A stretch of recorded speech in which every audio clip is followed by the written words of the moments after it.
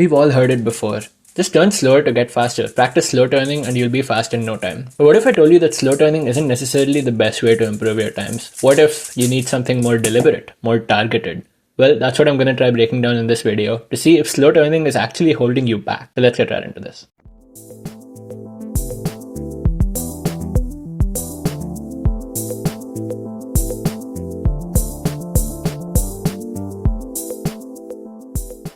So to start off, slow turning is basically an intentional practice in speedcubing where you reduce your turning speed to try and maintain your control and reduce pauses through better look ahead. So by turning slowly, you can look at pieces more vividly and for longer periods of time, making your solve smoother over time. So it is indeed a solid way to develop rhythm and recognition, but it's not necessarily the most optimal way to apply a technique to improve your look ahead. So people mainly use it because it does work. So to a point, I will say slow turning is a really good practice. It forces you to stay in control. It forces you to look ahead basically because you still want to get fast times, and you're basically going to build good muscle memory for efficient transitions between steps. But this is a key point that I'll come back to later as to why between steps is the real key for slow turning here. So when you're first learning F2L or you're trying to improve your look ahead, it does help keep things fluid. So slow turning does have a lot of benefits. And some people also use it as a warm-up, right before their all-out solves where they go officially or something like that. They might practice slow turning or they might practice like just blitzing out moves on the cube, but either way the goal is to try and get your hands used to something.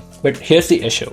Cubers often apply slow turning, and I've seen this a lot throughout their entire solve. By doing this, you're basically kind of underclocking yourself because there's a lot of parts of the solve where you already have good recognition. For example, if you're in the cross step and you know what the cross is going to be, the only place you should slow turn is on the last move of the cross potentially, or the last couple of moves, because until then you don't have anything to look ahead to, unless you do. So in that case, what you need to fix is your inspection, right? So that's where that comes into play. In parts of the solve where you already have good recognition, there's no real need to slow down because you'll end up making robotic solves where your TPS basically just stays artificially low, like you're not necessarily benefiting from that kind of TPS. There are certain sections of your solve where you could be executing faster, and plain and simple, you could just be turning a lot faster without necessarily sacrificing look ahead.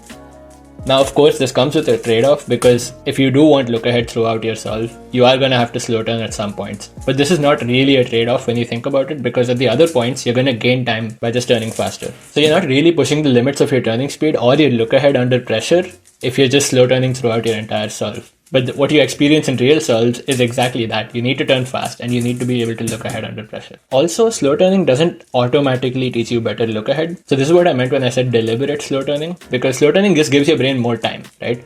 But when you try and speed up again, if you still have those pauses, it's going to be basically useless, basically redundant to even apply slow turning to your solves or to your practice routine. So what you should be doing is deliberate and targeted slow turning. So instead of slow turning everything, just practice targeted slow turning. Pick steps, pick parts of your solve where you know your look ahead is poor. So for example, for me, when I'm doing Yao and big cubes, I know that my first three cross edges are probably the part where I pause the most and look ahead the worst. So at those stages, I would want to slow turn more effectively and more deliberately, so that I try and pause as less as I can and then slowly build up my turning speed there. So only in the parts of your solve where your look ahead really breaks down are where you should be slow turning. So for example, maybe your F2L slotting is fine at a high TPS, but if your last pair is what's causing you pauses, then that's your weak point. That's where you slow down to try and work on tracking the next pieces. If your transition to OLL is what your weak point is because you're unable to predict OLLs, then you slow down on your last pair solution, try and predict the OLL beforehand.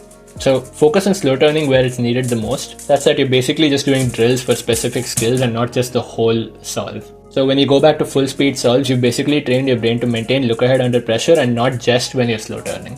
So of course, I'm not saying this is a one size fits all. It's going to be different for everyone. I've just found that this makes the most sense to me personally.